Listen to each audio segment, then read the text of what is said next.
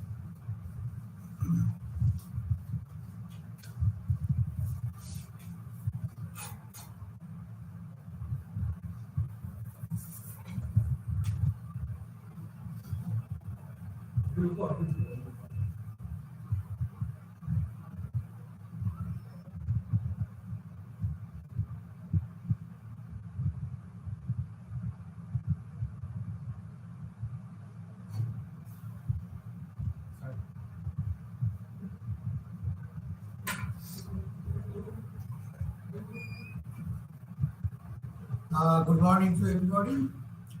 Now again, this is today's third day, MMPH004, Industrial and Employment Relations. The course of this course. So today I try to cover up the block number 2, where this is a trade unionisms. Trade unions, there are 6 units, 4 units, unit number 6, 7, 8, 9. Unit 6, that is development and the function of the trade unions. Unit 7, there is a trade union structure, leadership, and recognitions. Unit 8 is your managerial unionisms, and Unit 9 is employment relations in non-union firms.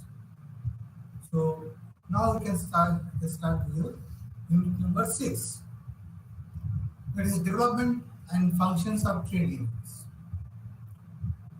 The process of modern industrialization laid the path for the emergence of the trade unions, and gradually the trade unions have become an integral and powerful force in the contemporary system of the productions and distribution of goods and services.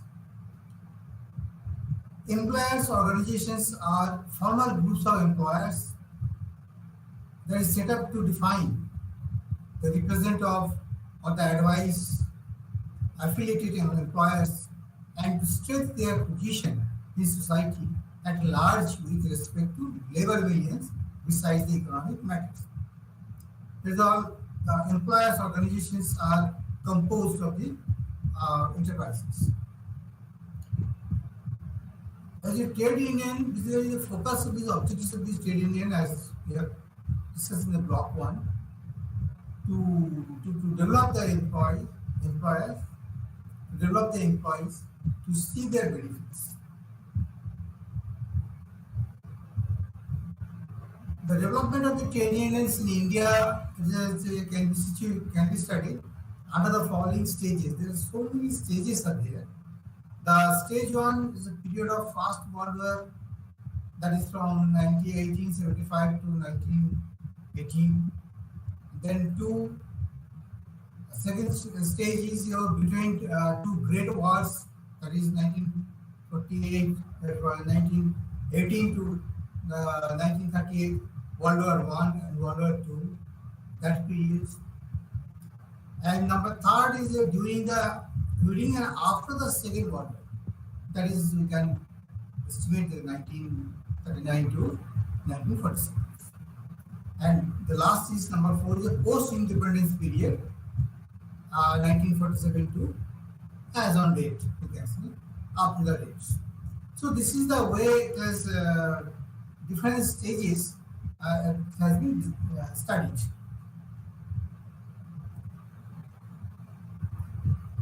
A mass meeting was organized in Bombay in April 1890, and which was estimated to have been attended by around about the 10,000 workers was attended that time. And a resolution was passed in the meeting raising the following demands. Some of the demands has been resolution as clear. Which are the resolutions? Number 1, weekly off, then your half an hour rest at lunch break or whatever, you have a half an hour rest.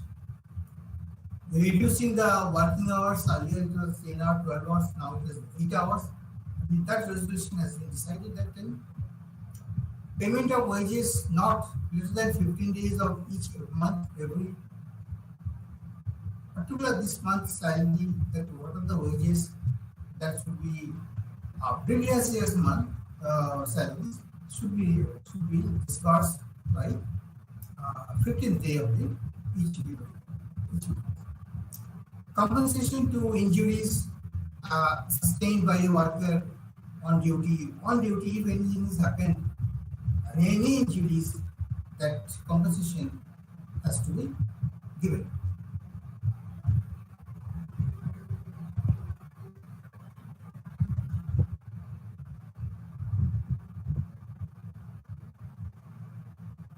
Then development and functions of the trade unions.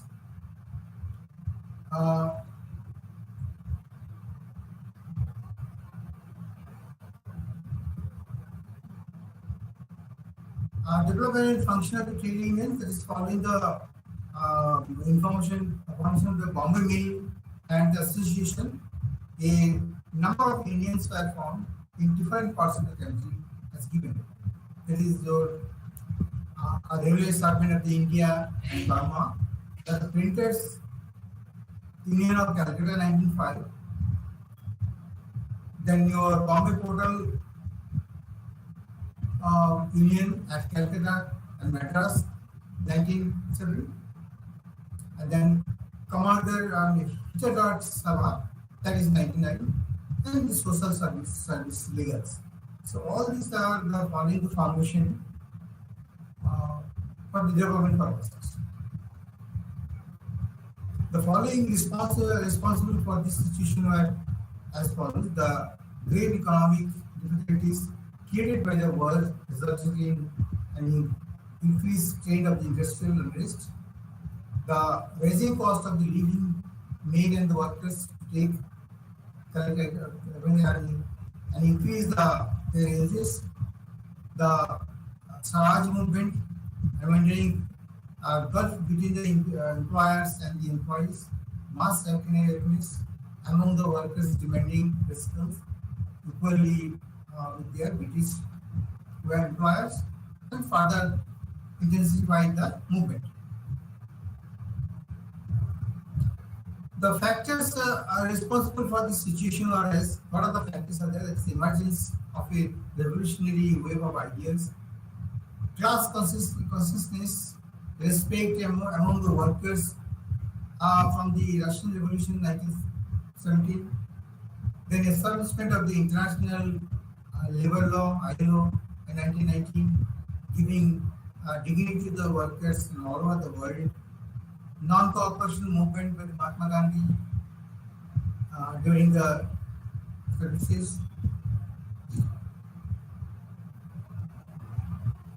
Then your present scenario of the trade union movement, the Indian trade unions have now got a legal status.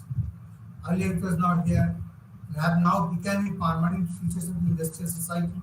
They have a succeeded to the organizing the central union federations, which help in the determinations of the principles, philosophy, ideology, and purposes of the unions, and give some sense of the directions to the otherwise scattered and the isolated unions.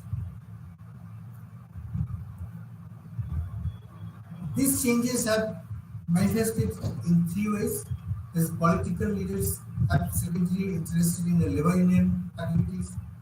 Now more emphasis has been paid to labor leadership by giving them more attention to the improvement of the union cadre, finances, and the training in the official administrations. The national federations have shown the keen interest in the long-term activities, even maintaining their able characters. Now federations among for the training of the workers. The trade union functions in autonomous units rather than simply as the activities of the political parties. Basic functions of the important basic functions of the trade unions by the National Commission of the Labour. They are given to secure for the workers fair wages, to safeguard the security of the tenure, the improved condition of services, then to enlarge the opportunities for promotion and the training, to improve the working and the living conditions. These all are the basic functions listed by the National Labour Law. Now, development and the functions of the trade unions. Basic functions. The important basic functions of the trade union listed by the national is to provide the private educational, cultural, and educational facilities, to cooperate in and facilitate the technological advantage by the broadening the understanding of the workers on these underlying the issues.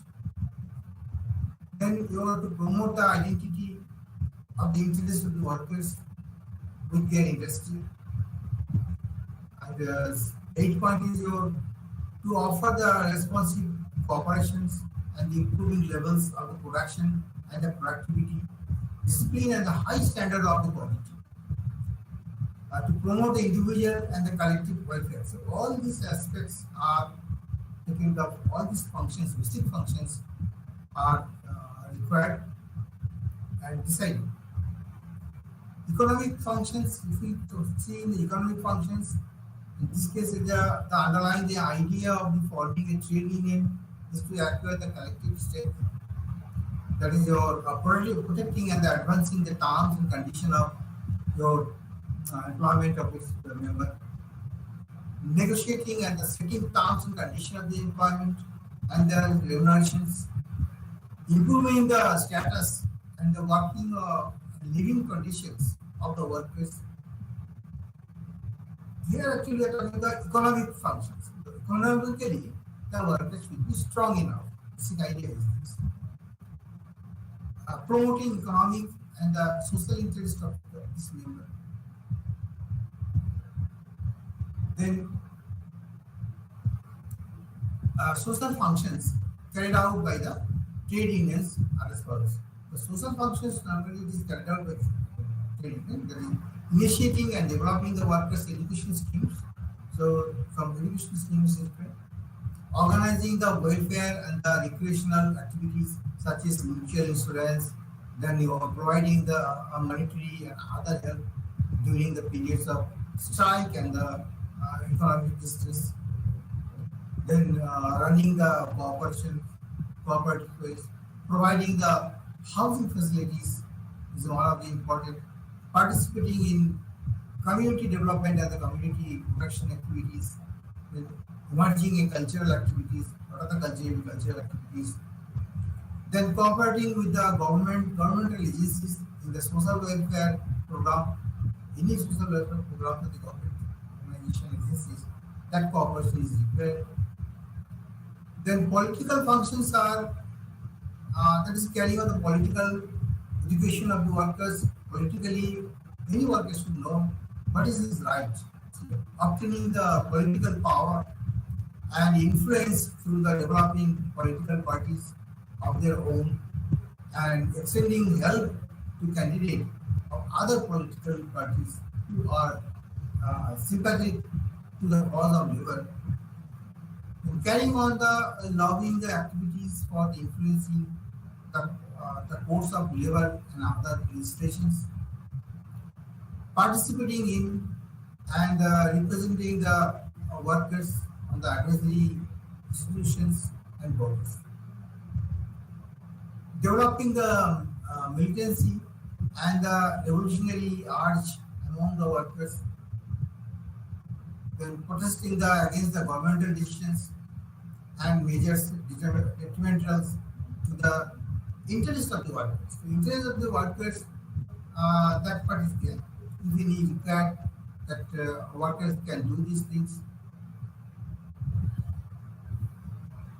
Then international functions, there is participating in the organizational and activities of the international labor activities, associating with the International Federation of the Trade Union, then your International Confederation of the Free Trade Unions, and International Trade Union secretaries for the purpose of building working class in need and solidarity. Sending the monetary and other help to workers of other countries during the period of need and need. Then various structural type of the unions have been emerged over a period of time. So there are craft occupational unions, then industrial unions, general unions, enterprise unions, and state-sponsored unions, etc. And your national federations.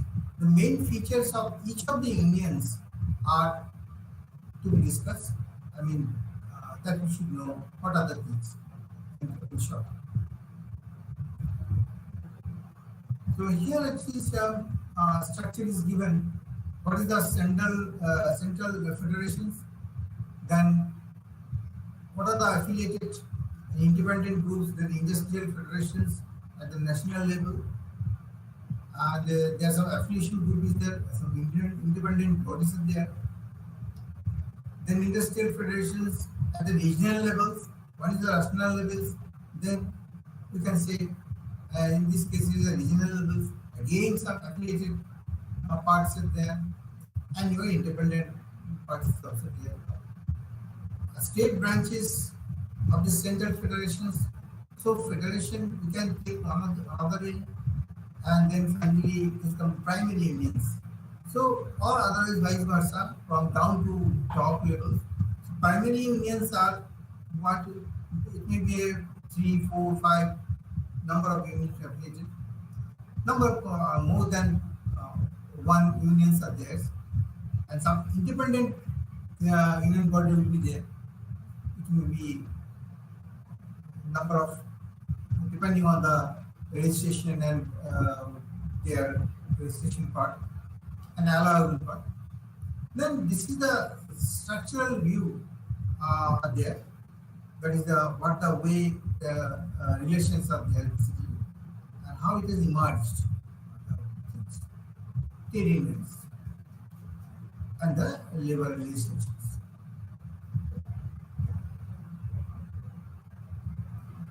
So trade union structure, leadership, the recognitions are the informal sector and its alternative form of the organization. The following discussions related to the trade union structure in the organization sector with the formal sector which amount for the around 7% of the labor force. Such huge number of labor force in our country from this they are contributing in the structure of the thus the informal sector unorganized basically the sectors amount nearly 93% of the country's working populations. So there is a huge number of populations are unorganized sectors. That is it. So in spite of having a large majority of the workforce, the sector has been neglected by the trade union movement in the country. So whereas we have seen there are two things. That is one of the organized sectors only 7%. But in the case of the other way, see there unorganized sector 93%. So there are a lot of reform and close monitoring, a lot of policies are required from the government side, from the organization side, so that the worker of the unorganized sectors can be benefited and they can economically their growth should be there.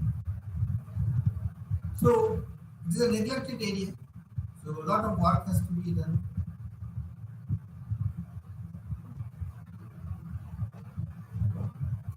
So now the government of the trade unions in India. The government of the trade unions in India can be discussed at 3 levels. As follows: the 3 levels: one of your primary level unions, industry level federations, and your central federations. So basically, there are 3 levels are being decided. So important is the industrial level is very important because there are a lot of decisions are required. Managerial unions are like the trade unions in general suffered a minor setback towards the mid 17th on account of the national emergency. So that time it is tremendously it has suffered during that time 97 to 77 1975 to 77 that time due to national emergency they suffered. So however immediately after lifting of the national emergency, managerial unionism gained its momentum. Then after that, it has taken its own path, and growth has been there. In fact, during the Janta government regime that followed the emergency, several officers, associates were registered as unions under the Trade Union Acts 1920. And some of them were formally recognized by the top managers.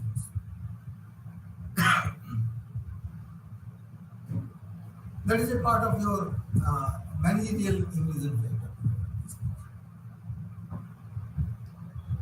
Then boundaries of the managerial associations. Here we have to see the what are the boundaries are there.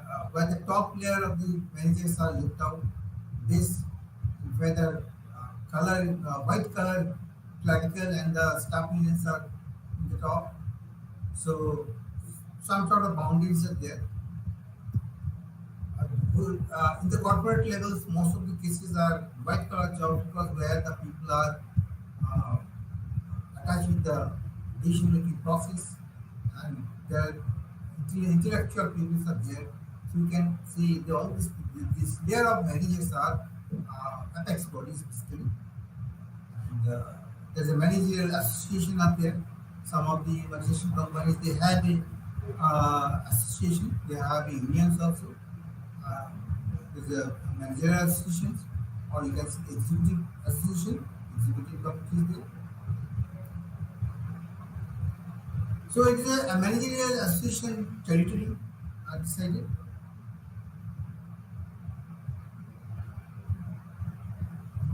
Then your uh, it is problematic to determine the limits of the association constituency of the managerial association in India because there are not state cut any boundaries defined. No, not define the boundaries of the things. There is no limit as such. So it is very difficult and the problematic to identify the managerial association in India, how far it is there.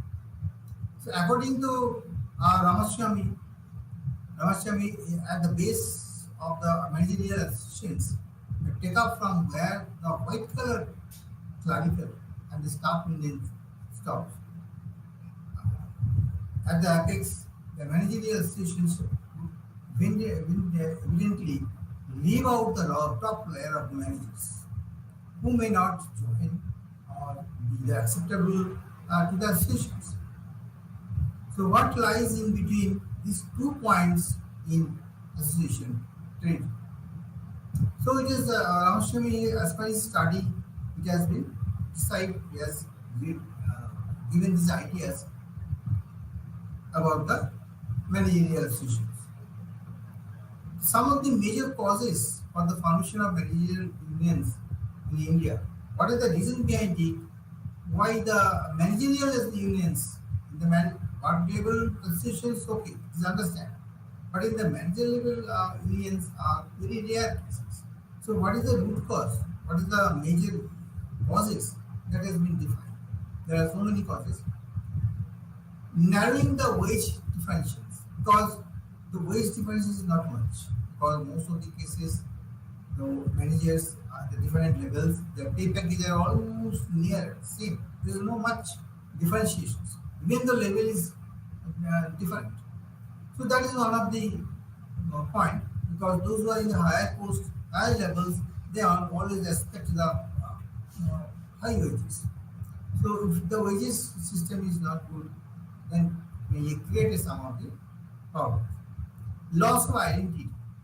Sometimes that particular manager is not getting any identity, not his work has not been declared as a good job or something. He's feeling some isolations. Job insecurity. Because sometimes he may or may not be able to continue the jobs. It may be a transfer, it may be a layoff or these conditions. So that job insecurity is very important cases. If association is not there, no support system is not there, there is a chance that insecurity feelings will be more. In the case of other way, on the other hand, you see that in the workers, they have a good institutions, union is there, so they can protect, they can argue, they can put up the proposals for the veterans. But in this case, if it is not in the managerial cases, the insecurity is more because they don't have any association. So if something is there decided by the management, nobody can argue or nobody can put up their arguments to defend the things they know that is the wrong thing or right things. So that is one of the major issues for the job insecurity in the managerial levels. Perceived need and the protection from the militant trade unions, unionisms. So that is one of the protections is required. Another is bureaucratic cultures because the seniors are uh, egoistic or something. The work was very slow process, not taking the decision. Lot of hierarchy are there. So that is the bureaucratic culture. Again, it's a problem. Promotion may not be getting in any time. A lot of hierarchies, lot of procedures are there. So this is the things are there. So this is the another one of the part of these things. Bureaucratic cultures. Absence of participative forums because there is no forum where agenda, where the issues can be discussed jointly, togetherness, how to proceed further. So that type of participation is not there because there is no forums, no agenda points. So this is one of the points are important.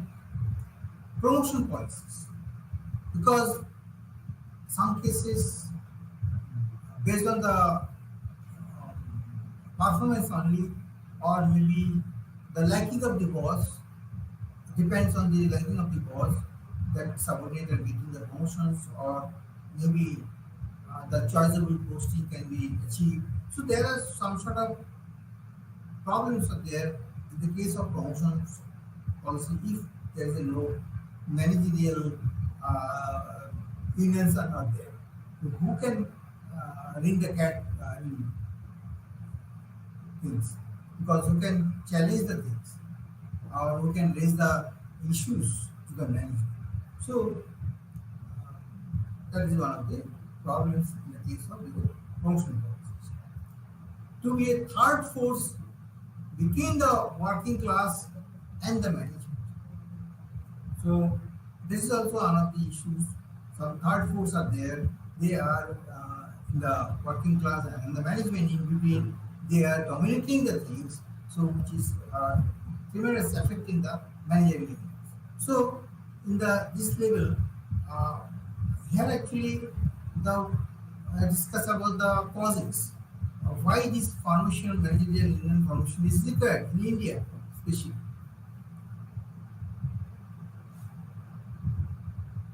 Now, the activities of the managerial unions, the protections, reservations, and improvement of occupational interests. Here, actually, after the post-COVID, it has been realized to everybody that the protection, reservation, and occupational interests are very much required from health point of view and other welfare activities. So, and the organizational interest and units is very much required. So, some of the listed there. So, protection, preservations, and improvement. That is one of the point.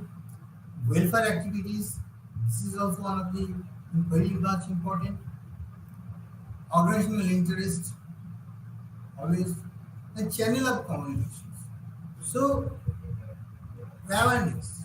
To spread the awareness to know the company's viewpoint, to know the objectives of the companies, what are the forecasts, I think, for futuristic of work, the project work, that everybody should know that type of communications. So channel of communications increase and maybe developed.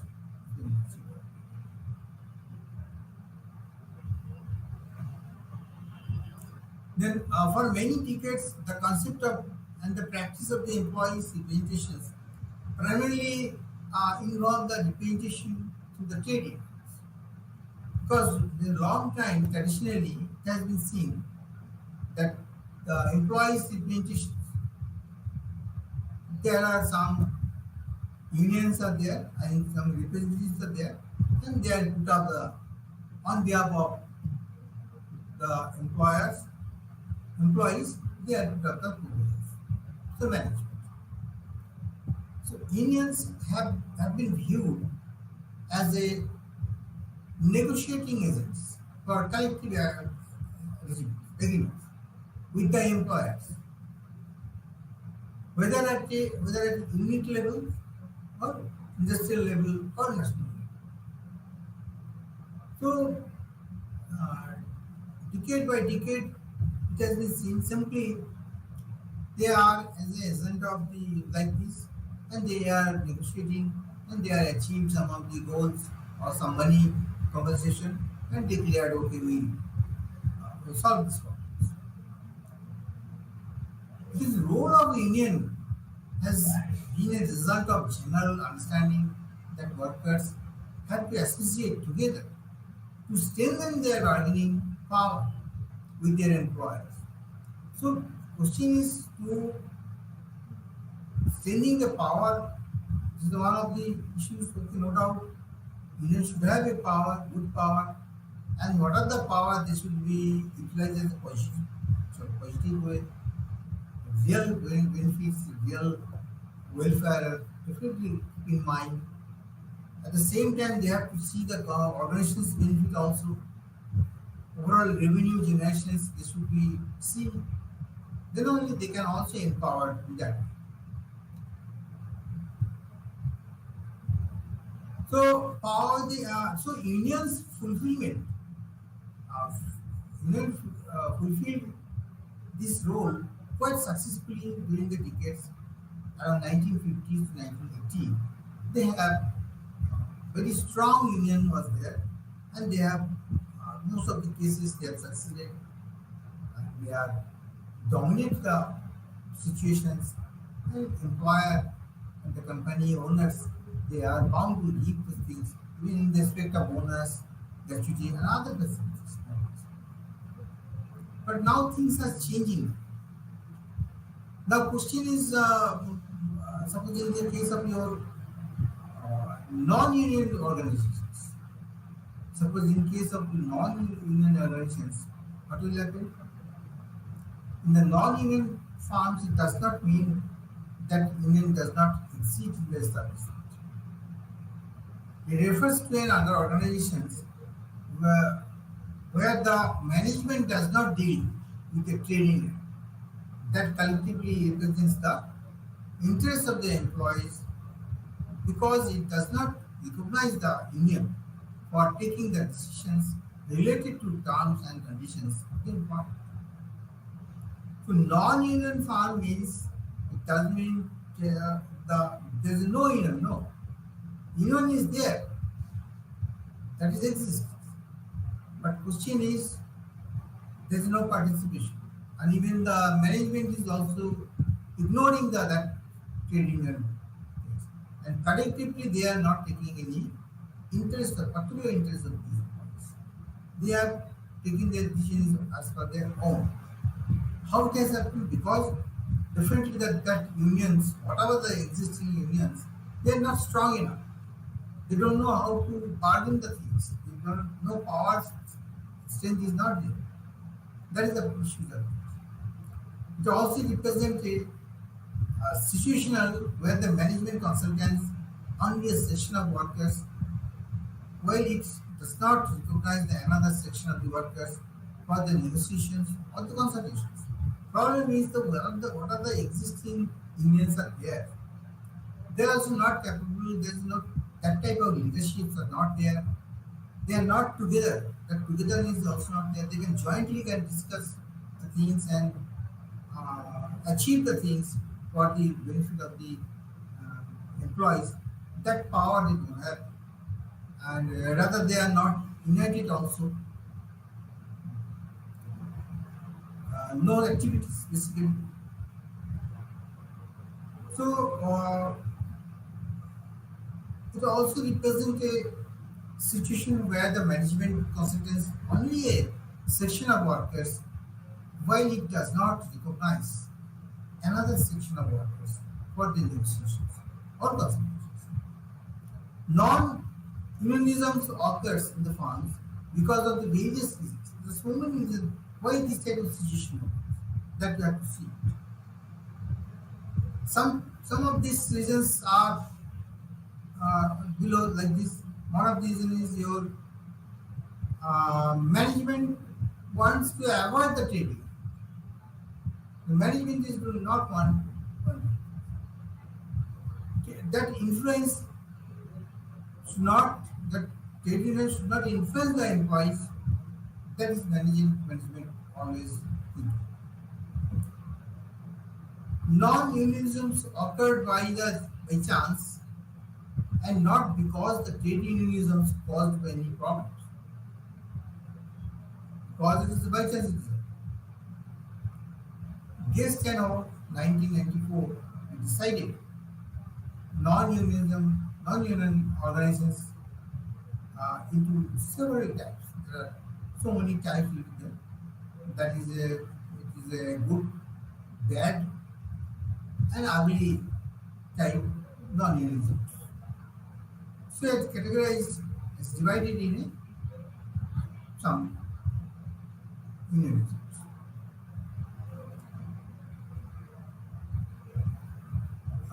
Good non-unionisms. The good non-unionism employer provides an attractive terms and conditions of the employment and the employees and advanced human resource management practices. For example, greater autonomy, above average remunerations, and development opportunities. So that type of things they are giving the opportunity for the non-unionism employees. Bad and ugly non-unionisms, that is such firms operate in highly competitive markets and are often dependent upon the larger enterprises for their work. That is in terms of bad non-unionism firms because they are not in always they are dependent on the large enterprises. They are not in a position to in a market for the competitions. So management in that case offers the poor wages and work conditions without malintentions, while in the ugly management seek to exploit the workers. So this is one of the their negative part for non-union organizations.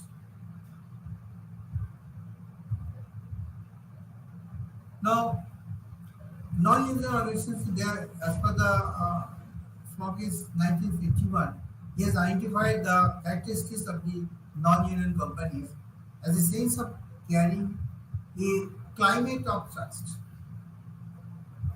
high profitability, employment security, promotion from the within, and influential personal departments, then competitive pay and benefits, open communication channels, better performance management.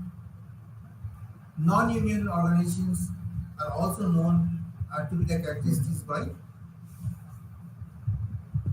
electoralisms and the equality. Inequality. So, for the better management purposes.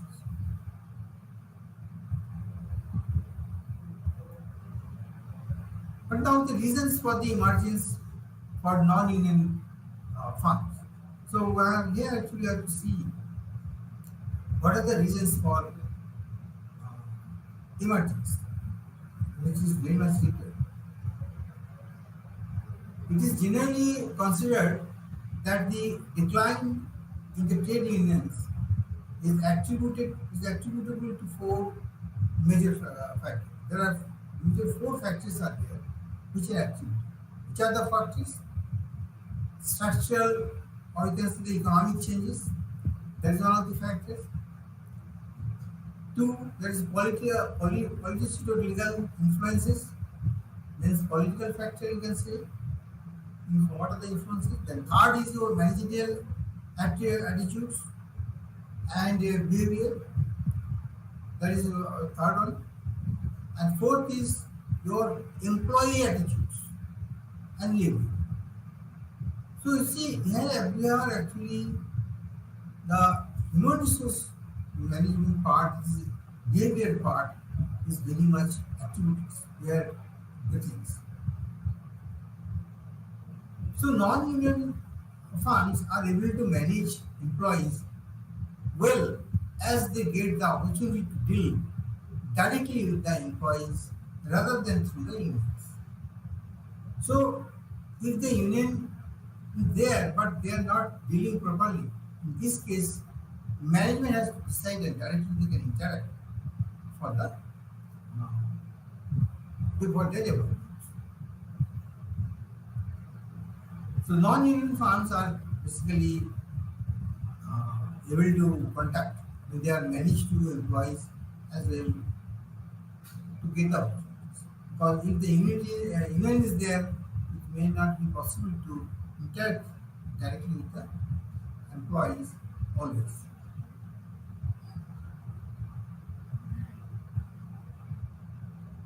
Now, human resource systems in non-union firms. Now, here actually try to highlight it how much HR and HR HR systems are involved in the non-union.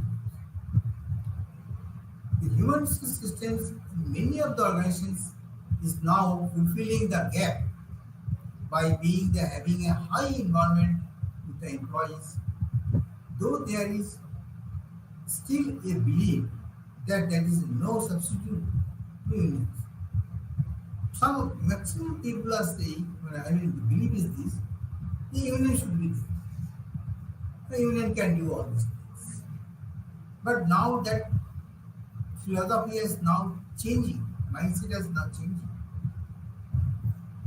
HM can do this on behalf of, because one of the trade union is not there, or they are not in functioning, even though they are simply sleeping in the sense, no activity as such, but HR people can do this. What are the gaps are there? Union and the management, that gap can be fulfilled by HR persons. So that's the increasing, the HR role is increasing day by day.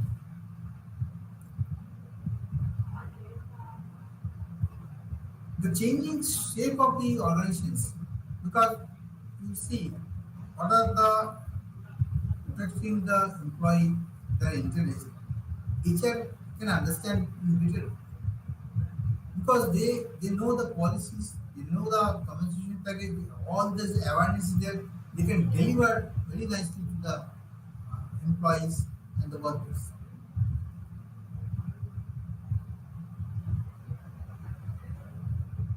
The relationship between the employees and the employer has undergone a big change with the technological interventions in what an emergence of gig economy. Because of the globalizations and technological changes are there, lot of advancement has been there, has occurred. So that's why an economy is also growing. So it is required to, that relationship has to be built up and that relationship is also strong enough. The focus today is on the developing and the retaining the talented employees. The main focus is to train the people to get good jobs, productivity can be increased, talent people can be retained in the acquisition rate or turnover of the employees should be reduced. So this is the main focus.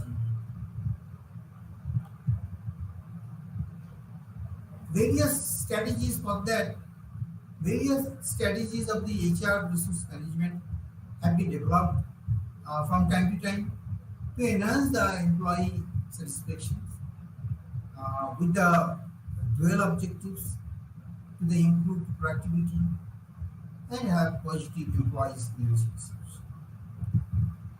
So this here actually is highlighted that the HR sources systems. So particularly any organizations those, if they have the good HR practices on human resource systems, the system is very strong, then they can definitely run the company with a better way, even though no there is no union. It's not union is not required at all. So in case of the non-union firms, where the union is not there, HR system should be strong enough. And they can only fulfill the gaps of the trade unions.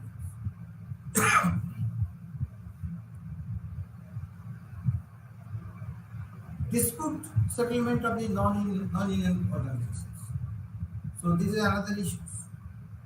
Dispute is there because as early as possible, what are the disputes should be sorted out.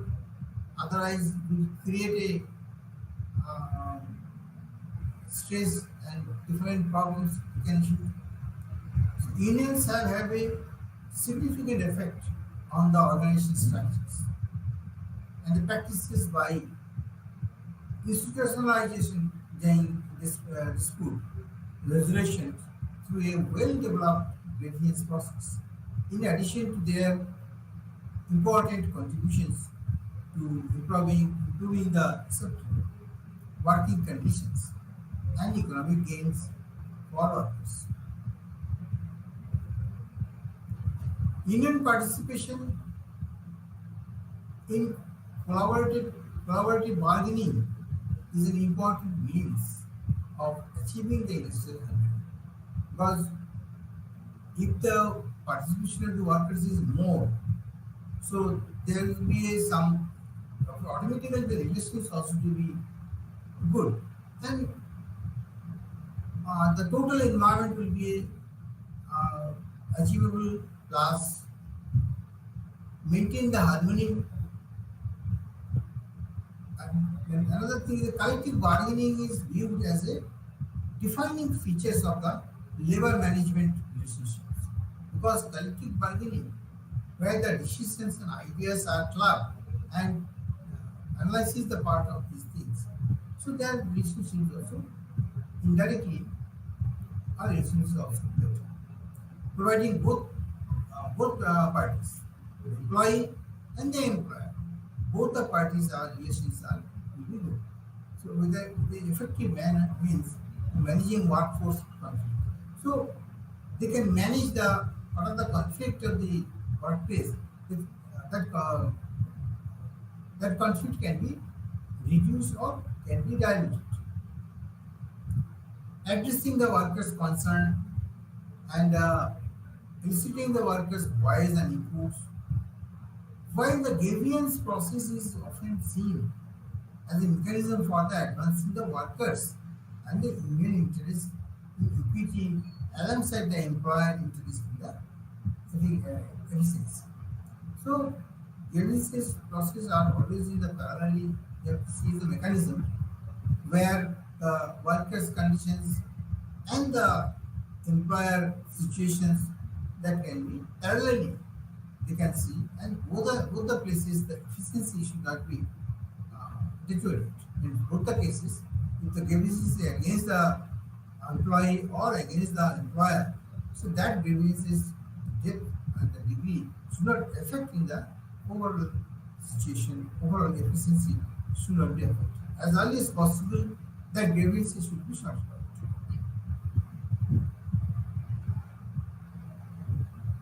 Approaches to workers' management relations act. Attitudes and the approaches of the non-union firms with respect to involvement and participation of workers in various decisions and the methods adopted for dispute and conflict management is essential to an understanding of the important organizational dynamics, processes, and outcomes from turnover to performance. Strategies may be broadly based on the following approaches. There are avoidance approach, defensive approach, operational approach, utilization approach and comprehensive approach. So different type of approaches are there. It is depending on the situation where it is suitable for the that approaches are there can be implemented.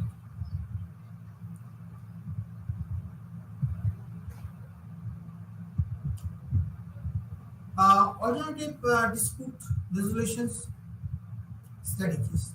The underlining the motivation driving the use of the specific practices. Right-based options. These options are connected with the rights of the employees. These methods include the mandatory employment attribution, peer review methods. There are two methods are there.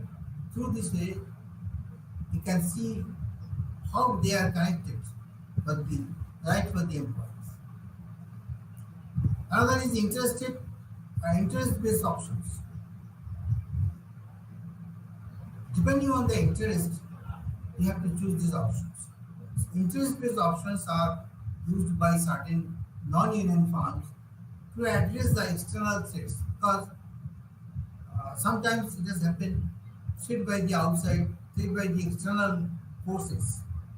So in that case, some option should be chosen by the things by the employers and the employee also both.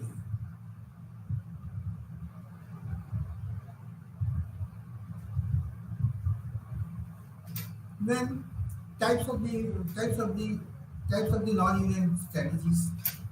The worker involvement and the participation methods may be directed to achieve effective communications and the exchange between the workers and the management, or may be used as a mechanism for the workers to share the ideas and provide the input to management unidirectionally.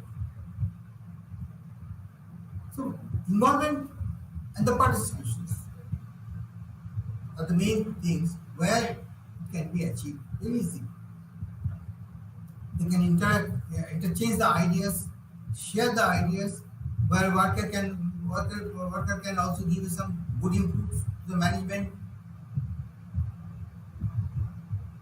The firms may adopt one of three workers' participation strategies. The firm means in the case of the company, they can adopt or they can have some policy. The three workers' participations, some of the strategy they can make it, and they can also make these things. So participation awareness, one of the things, important part. Participation is very much required. You have to be careful about should not be any avoidance. Production centered participations. Those who are in the productions, they know well better than others because they daily in handling the situations, whatever their idea, that idea should be respect some in regards of their work.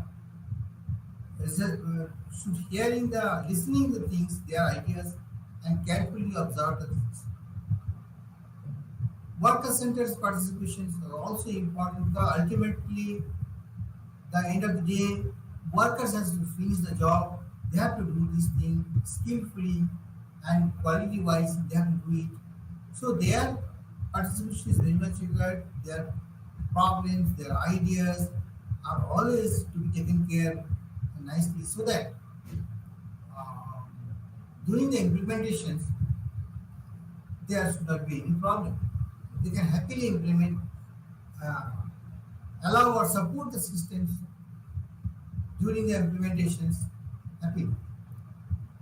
If they are not involved, what the management is thinking there in own way, the workers may or may not be participating full-heartedly.